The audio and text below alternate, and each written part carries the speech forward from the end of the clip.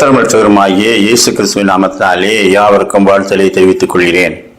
பூகம்பங்கள் அதிகமாய் நடக்கும் ஒரு நாட்டை சுற்றி பார்க்க ஒருவர் சென்றார். அந்த நாட்டை சுற்றி காட்ட வந்த கைட் அநேக பெரிய கட்டடங்களை அங்கு காட்ட முடியாமல் எல்லா வசதிகளையும் உடைய ஆனால் குறைந்த மாடிகளே உள்ள கட்டடங்களை காட்டினார். மற்ற நாடுகளிலெல்லாம் பல மாடி கட்டடங்கள் இருக்கும்போது இங்கே 1-2 தளங்களோடு கட்டடங்களை கட்டி முடித்திருக்கிறார்களே, அது ஏன் என்று கேட்டார். அவர் சொன்னார், பூகம்பம் நடக்கும் இடங்களிலெல்லாம் எந்த உயர்ந்த கட்டிடத்தையும் கட்ட முடியாது. கட்டினால் அவை வெகு எளிதாக உடைந்து விழுந்துவிடும். கீழ்த்தளத்தில் இருப்பவர்கள் யாரையும் உயிரோடு காப்பாற்ற முடியாது.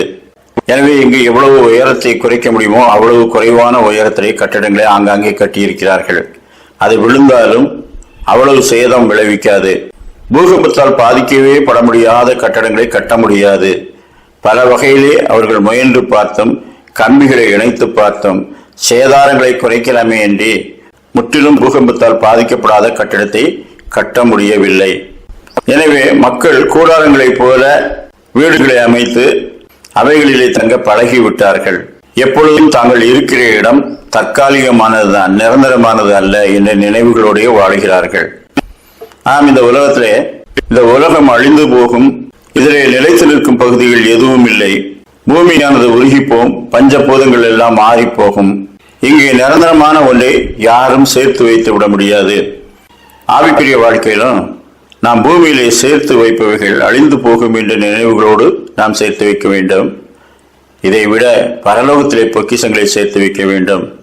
அதுதான் அழியாத ஸ்தலம், அழியாத இடம். எனவே அழிந்து போகிற இடத்திலே அழியாத ஒன்றை கட்டிவிடவே முடியாது. அந்த நினைவுகளோடு ஒவ்வொரு நாளும் நாம் செயலாற்றும்படி கர்த்தர் நம்மை அழைக்கின்றார். மத்தேயு 6:19, பூமியிலே உங்களுக்கு பொக்கிஷங்களை சேர்த்து வைக்க வேண்டாம், இங்கே பூச்சியும் துருவும் அவைகளை கெடுக்கும். பரலோகத்திலே உங்களுக்கு பொக்கிஷங்களை சேர்த்து வையுங்கள், அங்கே பூச்சியாவது துருவாவது கெடுக்கிறதும் இல்லை. நிலைத்திருக்கும் இடத்தை முதலாவது தேர்வு செய்து அங்கே நிலையான பொக்கிஷங்களை சேர்த்து வைக்க வேண்டும். அழிந்து போகிற இடத்தை குறித்தும் சேர்த்து வைக்கப்படுகிறவர்களை குறித்தும் உணர்வுள்ளவர்களாய் நாம் இருக்க வேண்டும். வானத்துக்கும் பூமிக்கும் ஆண்டவராகிய தேவகுமாரன் பரலோகத்தையும் அறிவார், பூலோகத்தையும் அறிவார். அவர் சொல்கின்றார், பரலோகத்திலே பொக்கிஷங்களை சேர்த்து வையுங்கள். அழிந்து போகும் இந்த உலக செல்வங்களை கொண்டு நற்செயல்களால் பரலோகத்திலே உங்களுக்கு பொக்கிஷங்களை சேர்த்து வையுங்கள் என்று சொல்லுகின்றார். அப்படியானால் என்றென்றைக்கும் இருக்க போகிற அந்த ஸ்தலத்திலே என்றென்றைக்கும் நமக்காக பொருட்களை சேர்த்து வைப்போம்.